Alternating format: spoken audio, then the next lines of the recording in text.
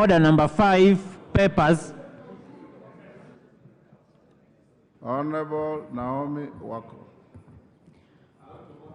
Honorable Speaker, I beg to lay the following papers on the table of the House today, Monday, 13th May 2024. Thank you. Report of the Select Committee on the proposed dismissal of the Honorable Franklin Mithika Linturi as the Cabinet Secretary for Agriculture and Livestock Development. Thank you. I lay, Honorable Speaker. Honorable Naomi Wako, I'll give you 3 to 5 minutes to brief the House on the content of your report. Thank you, Honorable Speaker. Hold your horses, Honorable Otienda Molo. You already raised a point of order that I'll come to. You remember I told you. Let her finish first. Thank you, Honorable Speaker. The Select Committee was mandated to investigate the allegation against the Cabinet Secretary as contained in the resolution of House and table its report within 10 days. And as I have already submitted and tabled the report, Honorable Speaker, the committee had the opportunity to sit, and we were able to allow all the parties to present itself, and we gave equal opportunity. Honorable Speaker, in concluding the hearing, the committee was guided by the provision of Article 152 of the Constitution and Standing Orders 64 and 66. On Friday, 10th May 2024, the sponsor of the motion and the Cabinet Secretary made their closing statement to the committee. The closing statement marked the end of the hearing proceedings, and the committee subsequently embarked on report writing. Honorable Speaker, Standing Order 199 provides that a report of committee shall be adopted by a majority of the members. The committee adopted its report on Monday, 13th. Today, 4 members of the committee dissented and made their opinion known before the committee. The dissenting opinion is attached to the report of the committee. Honorable Speaker, the Select Committee wishes to thank the Office of the Speaker of the National Assembly and the Clerk of the National Assembly for the support extended to the committee in the execution of its mandate. The committee further extends its appreciation to the sponsor of the special motion, Honorable Wanami, and also the Cabinet Secretary. Finally, I wish to express my appreciation to the honorable members of the committee and the committee secretariat who sat for long hours. Honorable Naomi Wako, just conclude by telling the House what is the finding of your committee. Honorable Speaker, the committee, in its report, the committee made the following findings of allegation against the Cabinet Secretary for Agriculture and Livestock. The allegation under Ground 1 on gross violation of the Constitution or any other law, Ground 2 on serious reasons for believing that the Cabinet Secretary has committed a crime under national law, and Ground 3 on the gross misconduct as outlined in the special motion are unsubstantiated.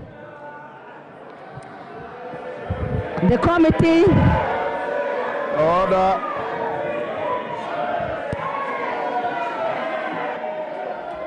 Order, honorable members. Order. Order, order. Order. Wanjala, order. Order, honorable members. Order, Hillary, take your seat. Order, Hillary, take your seat. Honorable members,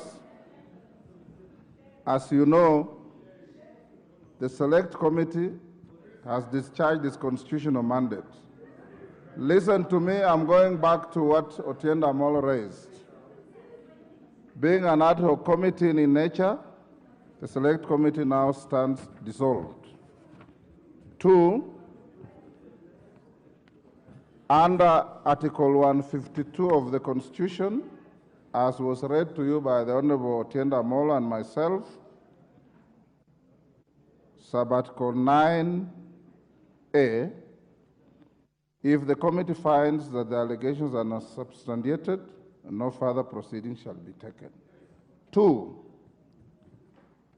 being oblivious of the enormity of the matter, and having consulted with the majority and minority leaders, I'll give the floor to 4 members on this side, including 4 members plus the minority leader. I'll give 4 members on this side plus the majority leader, and thereafter, all the Honorable Marian Kaitani. When the Speaker is on his feet, all the Honorable members, order, Honorable Junet Mohammed, I want to caution you and everybody thinking like you that this is not a matrimonial court. This is a house of parliament, and I will not entertain any extraneous issues. Be advised. So I will allow 4 on this side plus the majority leader, 4 on this side plus the minority leader. Let me hear the point of order by Otiende Amolo. I will also hear you. Thank you, Mr. Speaker. Mr. Speaker, I thank you for those directions. I think it is the right thing to do, and I will still be reserving my hope to contribute. But the point of order is this, Mr. Speaker. I rise under Standing Order 90 as read with Standing Order 107(1)(e in terms of conflict of interest. Mr. Speaker, as a member of this House and as a lawyer, I have spoken and interacted with some of the members of the Select Committee. And a disclosure has been made to me that questions and alleges impropriety and misconduct by some members of the committee. And I'm not talking of anything out there. I am talking of things disclosed to me as a lawyer and a member of this House. In that event, Mr. Speaker, it is necessary legally and by our procedures that such an issue is referred to the Powers and Privileges Committee first. Because in the event that there's any truth in it, they need to vitiate the entire report. It would result in the report being a nullity and this House restarting the process. So I need your direction, Mr. Speaker, because I believe that in that event, it would not even be right to discuss the report. It is a preliminary matter to dispel any such suspicions as required by the Constitution and by our standing orders, Mr. Speaker. Thank you. Honorable Otiende Amolo, Standing Order 87, Standing Order 91, and the ones you have quoted, enjoins you on the following. 1, responsibility for everything you allege on the floor. Number 2, it enjoins you to respect your colleagues at whatever level, at any rate, in any event. 3, in the event you have evidence to discuss any member, which is your absolute right under the standing orders and the Constitution, you come by way of motion. You cannot, and you know it, you are a senior lawyer. I'm your senior, but you're also a senior lawyer. You cannot cast aspersions against your colleagues without a specific motion against any one of them or several of order. against any one of them or any two or three of them that there was impropriety, there is evidence, and you want the House to discuss a member. I will gladly approve such a motion if you brought and I found substance in it. In the absence of a motion, I want to encourage you to set the trend and the example as the leading lawyer in this House that doing anything different is out of order. Marian Kaitani, what is your point of order? Thank you, Honorable Speaker. I stand under Standing Order number 184 regarding advance mention of a member. When the proceedings of this particular motion were going on, I was adversely mentioned by the Honorable CS to the effect that I was even the sponsor of this motion, and I requested, Honorable Speaker, and I requested to appear before the committee so that I can explain myself, because I had been adversely mentioned in almost the whole proceeding when the Honorable CS was giving out his defense. And because I was not given that opportunity, accorded that opportunity, I therefore request, Honorable Speaker, that anything that was mentioned regarding me be expunged from the report. I thank you, Honorable Speaker.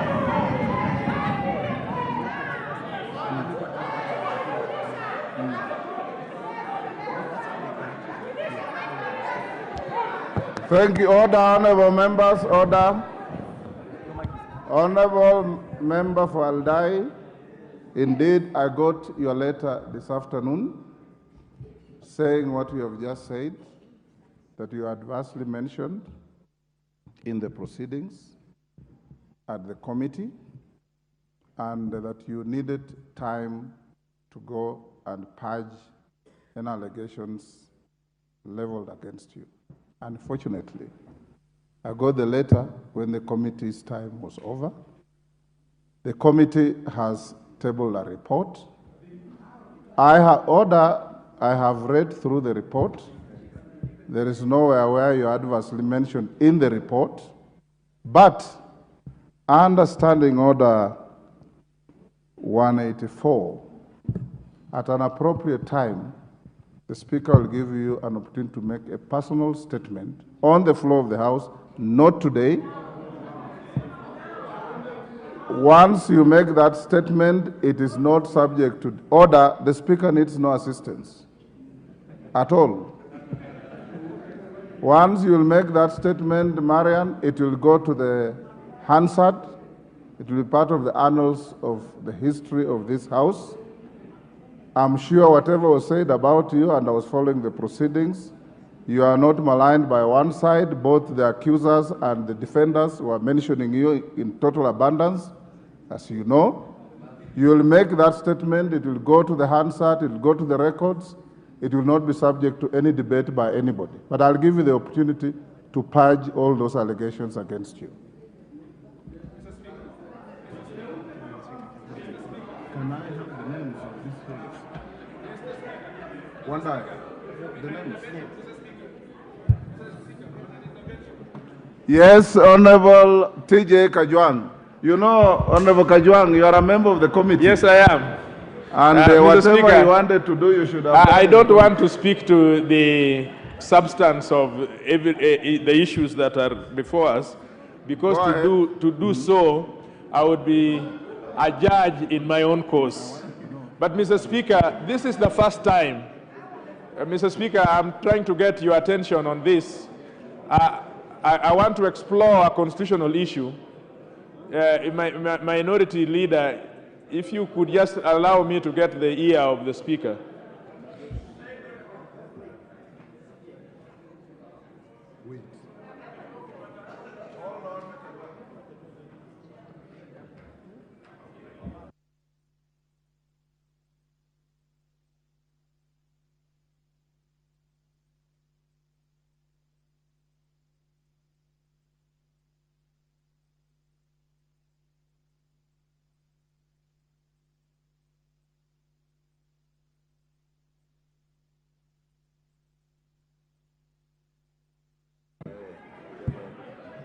Okay, let me hear The Honorable TJ Kajwang. Mr. Speaker, I give you rise 2 to speak minutes. for, yes, just 1 minute, for Okay. the development of jurisprudence, custom and tradition in this House. This is the first time ever in the history of the new Constitution that we have tackled this matter. The other House has been lucky that in many occasions they have handled such matters. And so it is important, Mr. Speaker, that you go in history as setting a precedent, the legal foundation by which many and others, and you know, Mr. Speaker, it is this House that can impeach or can call the President to question. It is this House that can call emergency or can declare war in this country. And so, Mr. Speaker, I just think that this gives you an opportunity to put the law in such a manner that everybody will have the foundation. Mr. Speaker, you see, a report has been given to you. You have looked at that report. Actually, the words you have used, you have scanned that report. In law, you have perused that report, and you have approved it. But the report has not been given to the members here. The members do not have an opportunity to go to room 8 to read that report, even if that report would die here. But to suggest that the members would accept a report one way or the other without applying their cognitive abilities to it, either to understand that the issues were unsubstantiated or not, would be to deny this House its own conscience and to take away its power to debate. Mr. Speaker, I urge you, Mr. Speaker, that you create a room by which as many members as possible may be able to comment on such issues, even if it is going to, even if it was going to die here, but give an opportunity for people. Honorable TJ Kajwang, I have no doubt that you've been listening to me, and I know you are a very brilliant, distinguished learned junior. I have said, and you remember what Senior Counsel Otienda Molo raised and pointed out. Under the Constitution, and the President we are setting is observance of the Constitution and our standing orders. Under the Constitution, when the report comes back to the House and it says allegations are unsubstantiated, the matter ends there. Even the idea of reading the report becomes an academic exercise. Anybody who wants to read that report is available in the table office. You can pick it and read it. The converse is that if the report had found the allegations substantiated, then the Speaker would have been obligated to set another day for the House to sit. And you will then, as a plenary, debate the report and vote on it. At that stage, then anybody will peruse the report, will mark the report, will underline the report, will critique the report, will do anything with the report and convince the House that the report is right or wrong, and that decision will be made by a vote by the whole House. In the absence of the latter, then the idea of members reading the report remains academic. The Speaker cannot stop you from later looking for the report and reading it. The Speaker cannot stop you from going out there and commenting on the report. But the chips will lie where they fell on the floor of this House. So I'll now go back to where I started.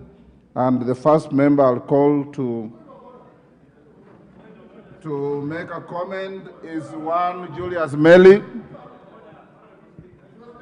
Yes, Okello, what is it? Yes, Okello. What is I thank you. Order, let's listen to Member Fonyando. I thank you very much, Honorable Speaker, Honorable Speaker, I would want to borrow your mind on this. A clear reading of that Article 159 in its entirety, together, Article 152 in its entirety, particularly sub-Article 9, read together with our Standing Order number 66, Honorable Speaker, I do believe that the drafters of these two laws, both the Standing Orders and the Constitution, envisaged a position of unanimity on a matter. Honorable Speaker, in a situation where there is division, there is a minority view, there is no unanimous decision arrived at, Honorable Speaker, that was not envisaged when this was being written, Honorable Speaker. So how do we, as a House, proceed, therefore, in the absence of a unanimous decision? Does it therefore subject it once again to members of Parliament to be heard? Because again, you know, on retrospect, Honorable Speaker, it is 150 members against 7. Take your seat. 150 against 7. You've made your Speaker. point. Honorable Okello, you are a seasoned member, and you should appreciate what our standing orders say. The report that has been tabled here is from a committee of 11. 7 have signed and substantiated. 4 have penned a dissenting opinion. From our standing orders, the committee cannot bring to the House 2 reports. It is 1 report with a dissenting opinion. It remains 1 report. 2, there is no provision in the standing orders or in the Constitution that requires that such a report must carry total unanimity. It only talks of majority members of the committee. And that's what is before us, Honorable Okello. So you are trying to borrow my wisdom. I think I've discharged it to you. Yes, Wanjala. Wanjala, what is your point of order? And mention the standing order that you are relying on. That's what every member has been doing. Yeah, Mr. Speaker, I know you are biased against me, and I'm not talking. Mr. Speaker, what standing order are you relying on? I don't want to indulge in the issue of what the report is all about. But the standing order 159 that allows this motion to come in. Mr. Speaker, I have been in this House and you have been in this House. This exercise, Mr. Speaker, is very expensive for a member of Parliament to bring this kind of motions, Mr. Speaker. And Mr. Speaker, I watched them on the TV. Which standing order did you say? 159? It has no relevance to what you are saying whatsoever. So take your seat. Yes, Sunguli? Order, honorable members. Order, honorable Wanjala. You've had your bite erroneously. The standing order you are talking about has absolutely nothing to do with what you are saying. At all, at all. Yes, Sunguli? Mr. Speaker, I know that you are quite faithful to the... I don't know whether, Mr. Speaker, you can... Mr. Speaker, I know that you are very faithful to the standing orders. Pardon? I know you are faithful to the standing orders. Yes. And it's not for nothing, because you and I were in the original committee that actually established these standing orders. And you know, Mr. Speaker, that was in the 90s. And don't you think, because you sit in the committee that actually rectifies standing orders, don't you think that it is time you move that this kind of standing order be amended so that we do not leave the authority of Parliament in the hands of very few people, especially in such a very grave matter? Thank you, Julius Sunguli. You are a lawyer. You know the law is the law. It's not what it ought to be. And the law as it is now is what I have said. The standing orders belong to this House. If in your wisdom you wish to amend the standing orders, so be it. It is not the Speaker to amend the standing orders. If the House wants to amend standing orders, they're dynamic. As you know, the standing orders that you and I and the late Godana and the late Oboja drafted have been amended several times to where they are today.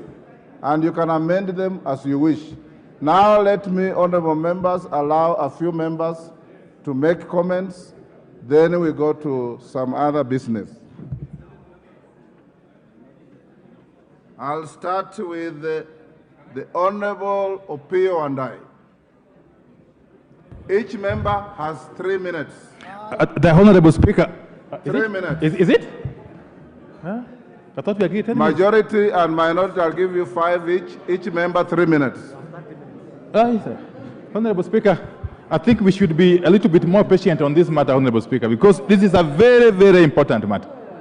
Honorable Speaker, this is the first time this House, since 2010, is dealing with a motion for the impeachment of a cabinet secretary.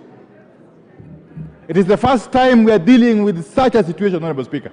And therefore I want to plead with you that you give us a little bit more time.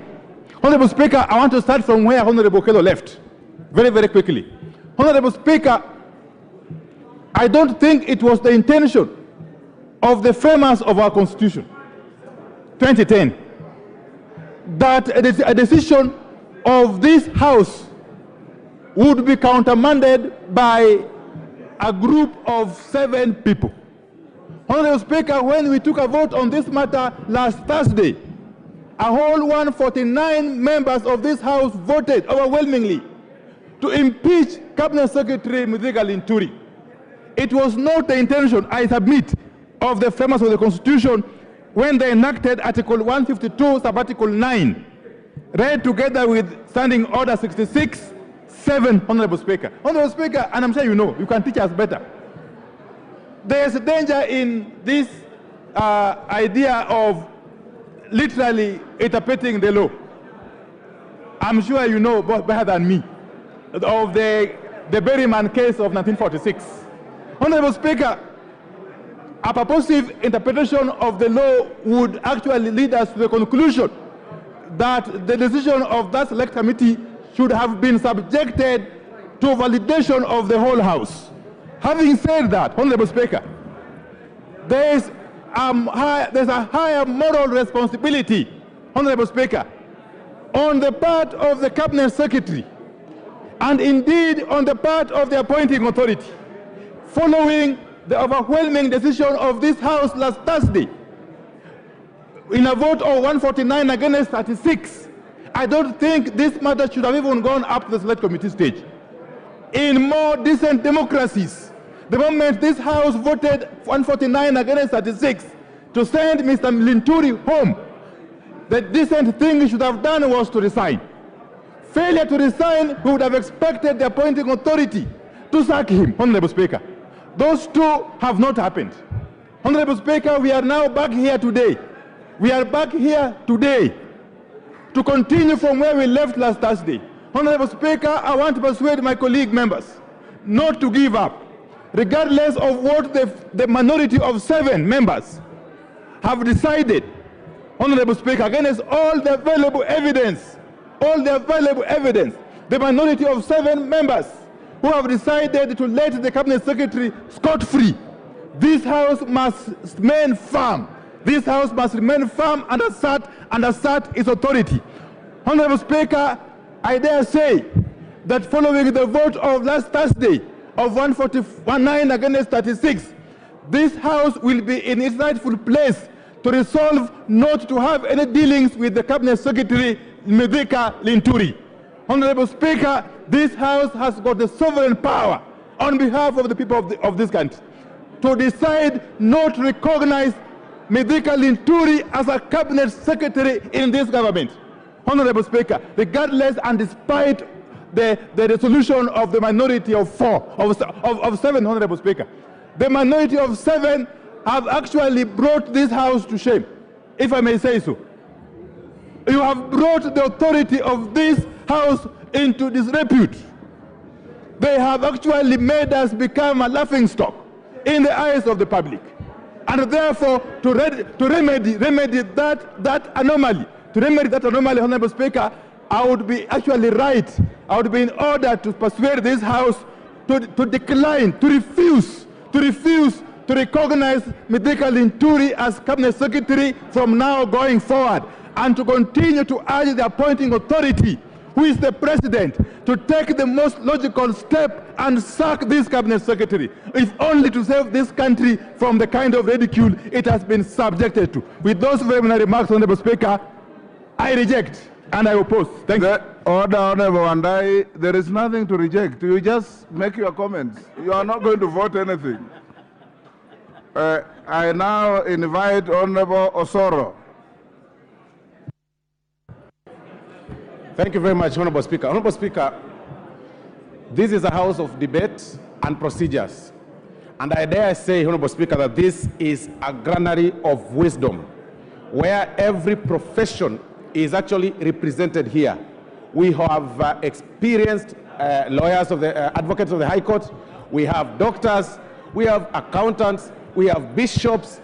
We also have the wannabe men of cloth. Could be the, I think Honorable Junet qualifies to be a sheikh. So this is a house where people are drawn from different professions and very experienced in different fields. Honorable Speaker, this is also a house, once one debates, must agree that it is a house where the majority will have their way and minority will have their say. When this motion was brought before this House, Honorable Speaker, the majority had their way, as it were then. But the procedures took center stage thereafter. After the majority had their way, the procedures were followed. The minority proposed their names. The majority proposed their names. An ad hoc committee was formed, Honorable Speaker, and they had their own elections, where they elected a chair to chair the ad hoc committee. And the chair of the ad hoc committee, Honorable Speaker, the Honorable Naomi Wako, is a reverend, is a person of great integrity, a person that has served this country in her capacity as a reverend, a person that has served this country as a canon, a person that has served this country as a senator, and a person now is serving this country, Honorable Speaker, as the deputy majority whip, Honorable Speaker. And all the proceedings, Honorable Speaker, were in full glare of the camera. We all watched what was happening. It was basically drama. Everything that we were watching, Honorable Speaker, in the proceedings were actually drama. What we were hearing, Honorable Speaker, is similar to what was actually being shown, or rather presented before, or brought before the matrimonial court the other day. And Honorable Speaker, there is no way a house of competence could have admitted the evidence that was brought. There was nothing watertight as it was being presented, Honorable Speaker. And Honorable Wamboka, as much as he tried, of course, in his role as a member of parliament under Article 95 to oversight, Honorable Speaker, he did not manage to raise a strong case, to bring a watertight evidence, to grow his, profile by pushing through a watertight case, Honorable Speaker, to have the Honorable Linturi impeached. So, Honorable Speaker, I support the report by this committee because I believe in them, and as the house of debate, a house that believes in strength, a house that believes in procedures, Honorable Speaker, we proceed. It is done. We are now done with the whole thing, and now we proceed with the other, Honorable Speaker. Thank you very much. Honorable Robert Mbui, 3 minutes. So thank you, Mr. condense Speaker. your thoughts. Thank you, Mr. Speaker. Mr. Speaker, Kenyan farmers were duped into purchasing fake fertilizer through NCPB under the full glare and the watch of the CS for Agriculture. Mr. Speaker, a motion was brought to this House to dismiss that CS, and members of the House voted overwhelmingly to get rid of the CS. Then, Mr. Speaker, a committee of the House was put together to go and confirm the report and the vote of the members of Parliament. Unfortunately, Mr. Speaker, the members that were put in the committee, 7 of them went and turned the verdict of 149 members of Parliament. And Mr. Speaker, for the record, only 4 members gave a dissenting opinion. And Mr. Speaker, for the record, the Honorable T.J. Kajwang, the Honorable Yusuf Farah, the Honorable Catherine Omanyo, and the Honorable Robert Mbui stood with the Kenyan farmers and said enough is enough and the CS must go. Mr. Speaker, the reality is this, that when we went to that committee, Mr. Speaker, the committee, instead of carrying out investigation as was told by this House, the committee went and turned itself into a Supreme Court of Parliament of Kenya, presided over, Mr. Speaker, by the Lady Justice Naomi Wako. And Mr. Speaker, the rest of us became judges. Mr. Speaker, the question we're asking is this: is the committee of the House supposed to operate like a court, or are we supposed to continue operating like a committee of the House? Order, Honorable Mbui. Honorable Mbui, I did guide you, and you are a member of the committee. I told you you are quasi-judicial. Rules of evidence apply, limitations on hearsay apply, and everything that pertains to proceedings in a judicial court applies. You are quasi-judicial. Thank you, Mr. Speaker. We are quasi-judicial, but we became a court of law. Mr. Speaker, there was one major issue that we noted, that there were key witnesses that Mr. Speaker was supposed to have been called. The Constitution anticipates that we call witnesses. The standing orders of this House and even the rules of the committee were allowing us to call members to come and give witness evidence. Mr. Speaker, unfortunately, two key witnesses, the PS for Agriculture and the COO of one of the companies that is supposedly mentioned in this fake fertilizer scandal, were actually not called. Honorable Mbui, as a member of the committee, you are truly being wiser after the event. Honorable John Paul. John Paul, 3 minutes. You better compose your thoughts quickly. Give John Paul the mic. There you Thank are. you. Thank you very much, Mr. Speaker. Mr. Speaker, I stand to support the report from the committee and to commend, Mr. Speaker, their good work which they did within 10 days, Mr. Speaker. It is commendable that within 10 days, Mr. Speaker, the committee was able to gather evidence and to interrogate both the parties, Mr. Speaker. And today, Mr. Speaker, it has come to limelight of Kenyans, Mr. Speaker, that the one CS medical Linturi is clean, Mr. Speaker.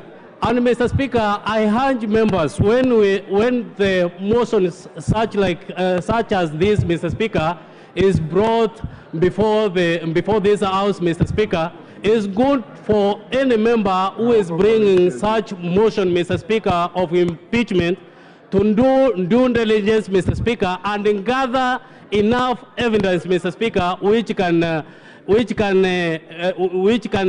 get maybe the minister with the mistake which, Mr. Speaker, they already seen the years.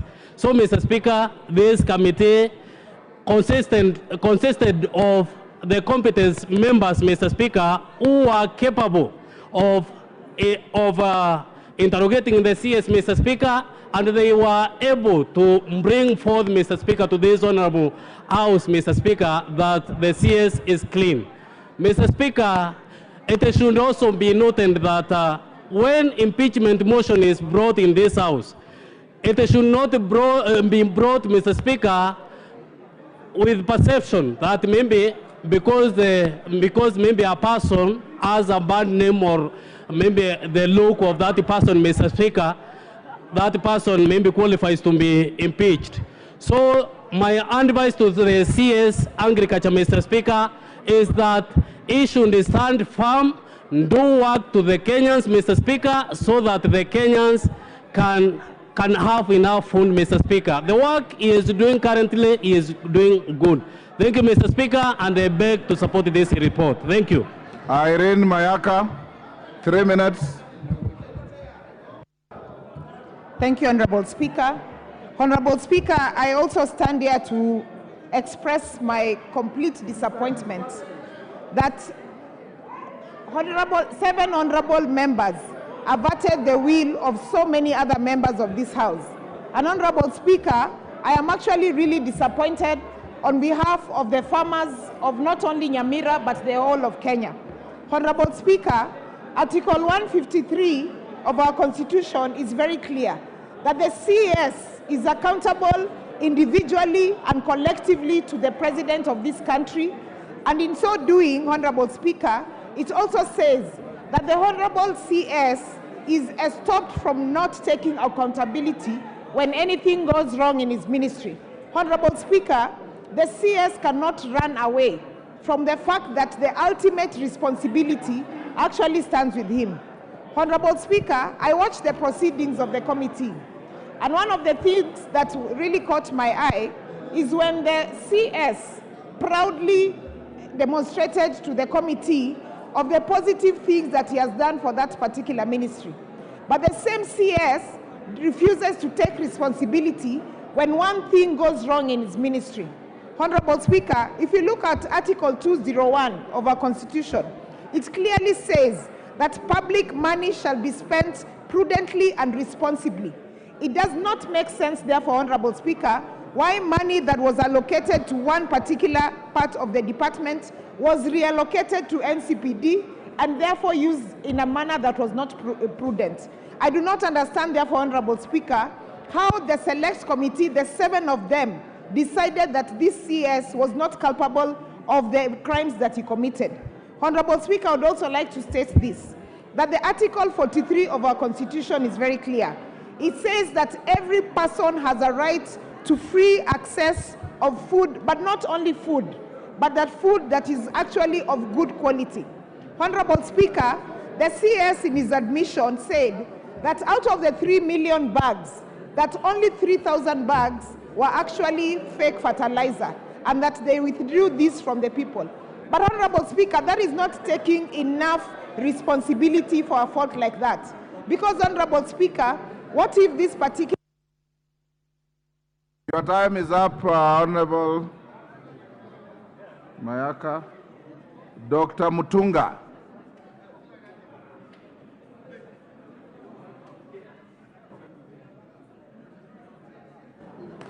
Thank you, Honorable Speaker, for the opportunity to speak on this motion. You have 3 minutes. Honorable Speaker, as the chair of the Committee on Agriculture and Livestock Development, I am sure the House knows that you have been making an inquiry on this issue. Honorable Speaker, I understand the feelings of the members. This is the first motion of impeachment that we've had. I was there in the last time, there was none. In this time, there is one. But Honorable Speaker, the law and the Constitution is very clear. And I wish to thank you for invoking, going beyond the provisions of Article 152(9)(a), giving us an opportunity to comment on this motion, even if the business has already been done. Honorable Speaker, as a committee, we have not completed our work. And I want to put it correctly, Honorable Speaker, that the mover of the motion approached me, and I told him the business is not yet done. It would have been prudent to wait until we finish with the report, bring that report to the table of the House, and then the mover would have looked at this report and made a decision whether there is anything that would probably stand the impeachment trial.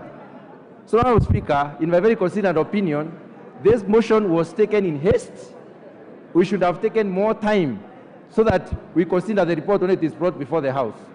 Honorable Speaker, our committee, or my committee, has been looking at the entire scope of the subsidy program, and we have unearthed many issues. But this was done in full glare of the media, and that, I believe, is the reason why the members of this House believe there was something wrong with this particular issue, that Honorable Linturi'S had committed a crime. Honorable Speaker, I think it would have been good to wait for the report. Finally, Honorable Speaker, as we move forward as a House, we cannot make decisions based on things that we cannot substantiate, things that we cannot fully address and give evidence. I do stand, Honorable Speaker, to support the 7-member and state the fact that we have always made decisions in this House, we have made decisions at the committee level, we have made decisions at the board level, and there is always voting. The number that is more than the other takes the day. Your so time it is up. not really the numbers. It is basically the decision of the committee. And you have been generous enough to give us an opportunity to comment. Honourable Speaker, the report will be laid on the table of this House, and the House will look at the report and see what has gone on. Because we are not looking at individuals, we are looking at the entire... Otienda Amolo. Thank you, Mr. Speaker. Mr. Speaker, this, in the majority opinion, has singularly failed Kenyans and must carry a badge of shame on behalf of this House. For the avoidance of doubt, Mr. Speaker, Kenyans must know that the 6 members of the Kenya Kwanza MPs in the team and their surrogates in Jubilee all voted to save the minister. It is only the 4 from Azimio who stood with Kenyan farmers. And so the farmers of Kenya must know who between Kenya Kwanza and Azimio are truly their friends. Mr. Speaker, it is good that Parliament spoke and spoke in a bipartisan manner. So we as a House have indicated, but the committee has failed to respect the House as a whole. In proper democracies, the vote by Parliament in itself should have invited resignation by the minister without even waiting for the committee to do its work. But we are not in a proper democracy under this regime. Mr. Speaker, what now must save farmers is the action by the President. The President can act and reflect the wishes of this House by the stroke of a pen. He does not need this House to resolve that issue. Mr. Speaker, secondly, it must be noted, and some members had questioned the wisdom of Article 152. Article 152 mirrors Article 167 in terms of the procedure for removal of a judge. Only that in that article, the Judicial Service Commission plays the role we played, and the tribunal plays the role that the committee did. It is expected under the Constitution that the committee would be a quasi-judicial committee that will look into the merit of the issue. Unfortunately, Mr. Speaker, the committee, most of its members went with a preconception because they'd already spoken here against that motion.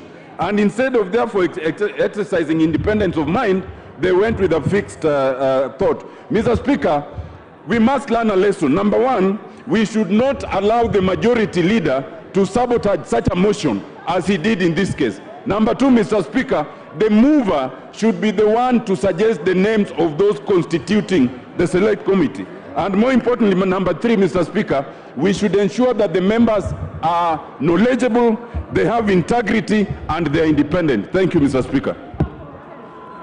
Thank you, Honorable Otienda Amolo. Rindikiri. Thank you, Mr. Speaker. You have 3 minutes. I like to support the verdict that has been passed by the Select Committee led by their chairman, Madam Waku. Mr. Speaker, I want to remind this House, every year we celebrate what is called Easter. Mr. Speaker, during crucifixion of Jesus, the multitude called for crucifixion of Jesus, and they said, let's release Barnabas. Mr. Speaker, what we are hearing now is people calling for crucifixion of Jesus and saying release Barnabas. Mr. Speaker, we cannot pretend as a House. I am very saddened to hear the Vice Chair of this committee, a man of respect and a mentor, disowning the sittings. Mr. Speaker, Mr. Vice Chairman sat for that committee for 3 days, including the report lighting, and at no single time did he withdraw from the position of Vice Chairmanship. Mr. Speaker, the decision of the Chair and the decision of the Vice Chair are one and the same. So we cannot play for the public gallery. Mr. Speaker, we cannot dictate terms as what the President of this Republic should do. Mr. Speaker, Mide Karintoli, cannot be sacrificed for doing what is good. Mr. Speaker, Mr. Karitole did not say these 3 charges be brought against him. Mr. Speaker, the mover, first of all, he totally failed to prove the case himself. The failure of this, the failure of the mover of the motion, he brought matters that he could not even himself substantiate. He went ahead to call for evidence support, calling the PS, calling the MD of Care Chemicals. Mr. Speaker, he was looking for evidence. He should have sought for good evidence before proceeding to bring the motion in Parliament. So, Mr. Speaker, let's abide by the rules of Parliament. Let's abide by the rules that we have set ourselves. Mr. Speaker, it is a shame to play for the public gallery to sacrifice one person who has a track record of good performance in this country. And Mr. Speaker, we shall not listen to the public. We shall listen to the rules of this Parliament. I thank you, Mr. Speaker. Thank you. Junaid Mohammed. Yes. For avoidance of doubt, I ask your leaders, and this happens in every democracy, on certain issues, the leaders have a discretion to tell the Speaker who they think should speak for them on a matter. Mr. Speaker, your leaders. Today is a sad day, indeed very sad day for our country, Mr. Speaker. Mr. Speaker, it is for sure that this was not the expectations of the Kenyan people today. They expected an indictment because, Mr. Speaker, what happened in this country by supplying fake fertilizer to the public, to Kenyans, Mr. Speaker, is a very grievous matter, Mr. Speaker. And for us to exonerate a cabinet minister who presided over that, Mr. Speaker, is also a very, very sad thing, Mr. Speaker. Mr. Speaker, we have won the battle, but we have lost the war. Why do I say so? Since the inception, Mr. Speaker, of the new constitution, this is the first time an impeachment of a cabinet minister went through the second stage. After collection of the signature, approval of the Speaker, and then it went through the House and went to the committee. I remember in the earlier 2 parliaments, Mr. Speaker, it never used to go past the tabling of the motion, Mr. Speaker. So we have made a progress, and I want to thank Honorable Wamboka, who remains a hero, Mr. Speaker, in this country, for taking the initiative to save the Kenyan farmers, Mr. Speaker. If you watched, because the proceedings were live on TV, Mr. Speaker, what Honorable Linturi was talking about, instead of telling Kenyans how fake fertilizers found itself in the market, he talked about the famous episode, the soap opera of his love gone bad, Mr. Speaker, with the Honorable Keitani. Mr. Speaker, if we continue like this, then in the national holidays, when people are given honors, Mr. Speaker, we should add corruption as one of the honors that is awarded, Mr. Speaker. Corruption should now become a badge of honor in this country, Mr. Speaker. How can this House preside over a committee report that has turned the wheel of 49 members upside down, Mr. Speaker? And they know very well the mood of the House was that they want the minister impeached. Now, it is now the responsibility of the appointing authority to sack that minister as early as this afternoon, Mr. Speaker. Lastly, Mr. Speaker, if we were in mature democracy, this cabinet secretary will have resigned long time ago, Mr. Speaker. He will not have been in office by now. He will have left the office, and because he has no moral authority to serve Kenyans anymore, Mr. Speaker. Mr. Speaker, this parliament cannot be used as a rubber stamp, the way I see it happening today. If the fake fertilizer thing has gone the way it is going today, then fake medicine will go through, fake water will go through, fake everything will go through in this country, and the people who are going to suffer in this country, Mr. Speaker, is the Kenyan people, Mr. Speaker. If we were elected, and this is not what the Suna East people today expected, Mr. Speaker, when I saw the constitution of the committee that was done by the majority leader, Ichungwa, give him 2 seconds. Mr. Speaker, when I saw the constitution of the committee that was done by the majority leader, the 7 members from his side, I knew This is an exercise in futility. I knew the matter is dead on arrival. I could see the faces there. I know them. I have been in this corridor. I have been in this parliament long enough. I have operated in this corridor of this parliament. I knew this fait accompli. No report, nothing useful will come out of the committee. Thank you very much. I submit to the Speaker. Kimani Ichung'wah. Thank you, Honorable Speaker. And I hear what the leader of the minority whip is saying.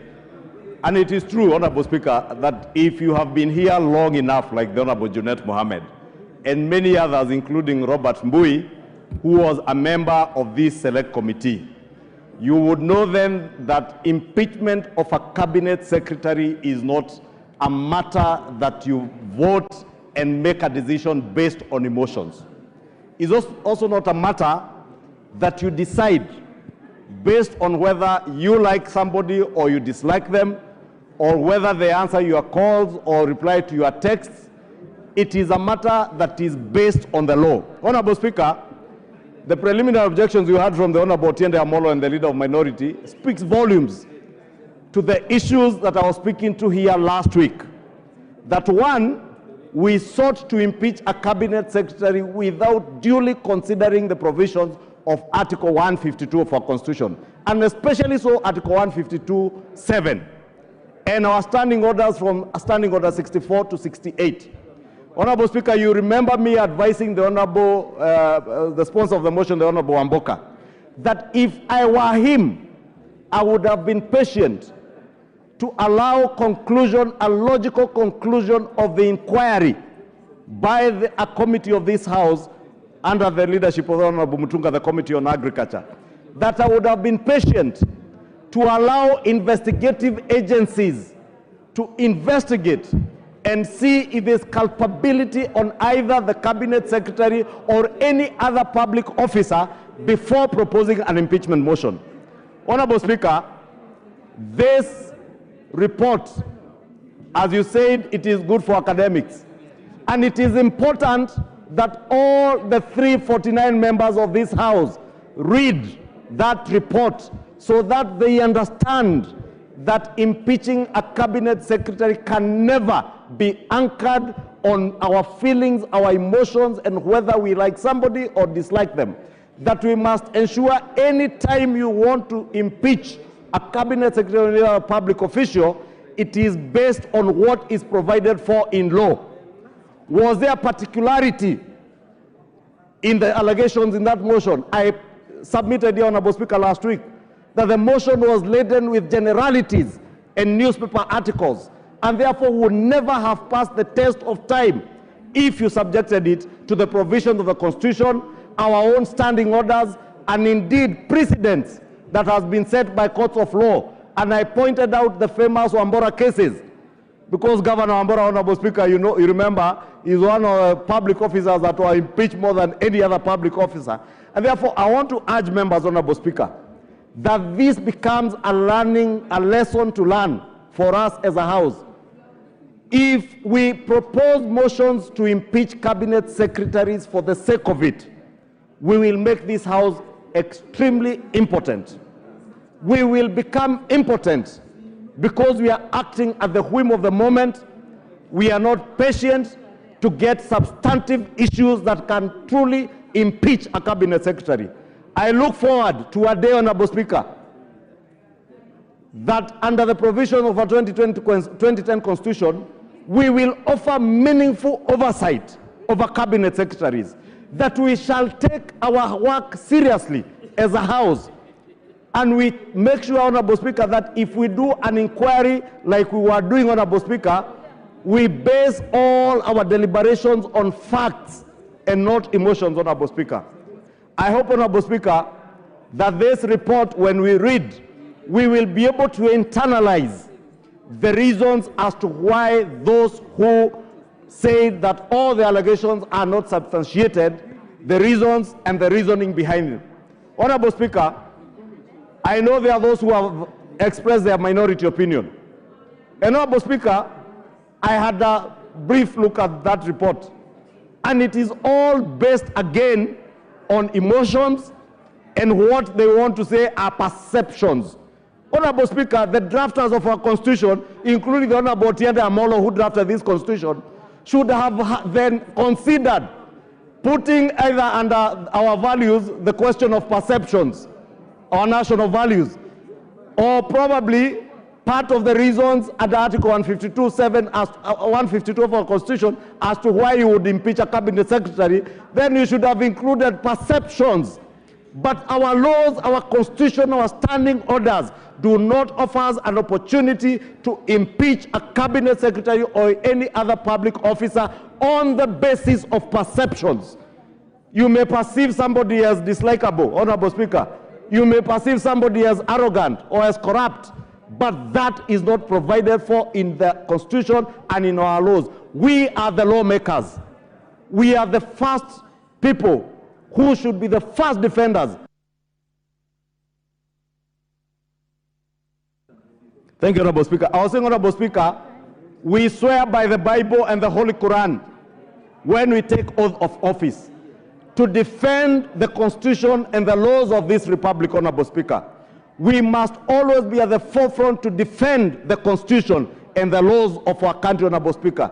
So that tomorrow, Honorable Speaker, if the Honorable Junet Mohammed gets the opportunity to serve as a cabinet secretary, I will not seek to impeach him on the basis of my perceptions that are not objective at all. That I will seek to impeach the Honorable Junet on the basis of his performance and that which is provided for under our Constitution. Honorable Speaker, it is easy to speak to the gallery, to speak to the media, Honorable Speaker, because the media are saying this and that. I have seen lawyers saying that members of parliament, if the 11, somebody tweeted that the 11 members times 5 million shillings is the basis on which this motion will be decided, Honorable Speaker. And it's a very senior counsel in this country, Honorable Speaker. It is shameful and unfortunate, Honorable Speaker, that a lawyer, an advocate of the High Court, a senior counsel, would be speaking to issues, Honorable Speaker, that any Kenyan who was watching the deliberations of this committee under the full glare of the public of the media, Honorable Speaker, there was nothing that could be substantiated. The Honorable Wamboka could not substantiate anything, Honorable Speaker. And therefore, as I commend the Honorable Wamboka for his fortitude and to merit even to be able to push through a motion he knew was dead on arrival, since he could not substantiate, was based on newspaper cuttings and all the other rumors you hear in town, Honorable Speaker. At least he had the fortitude to push it on to the end. Honorable Wamboka, please next time I would urge you, let us stick to what is provided for by our standing orders, our own laws, and the Constitution of the Republic. If we do that, Honorable Speaker, this House and indeed Parliament will have teeth to bite.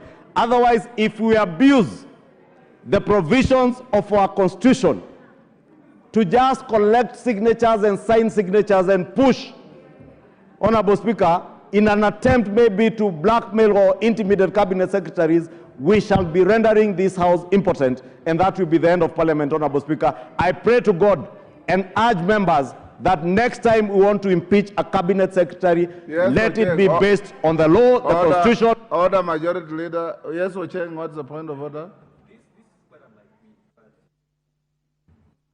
Mr. Speaker, I've been listening here today. What's the point of order? Mr. Speaker, is it in order for the Majority Leader to keep on referring to Honorable Wamboka as if he made a mistake to bring this particular motion? Because all through his speech, that was insinuating that it was a mistake for Honorable Wamboka bring this motion, Mr. Speaker. Is it in order that he does that? First, I didn't understand it that way, and secondly, Honorable Wamboka made no mistake in exercising his right. Yes. And that's what Ichungwa said. All he said is that exercise much more care and bring more tangible evidence. That's what I heard him say. Yes. Order, honorable members. I promised five. It is done. I'll now call the next order. The matter is over. Call the next order. Your motion was spent. You moved, you replied. Yes. Next order. Order number 12, Committee of the Whole House. Order, honorable members, be upstanding. Honorable members,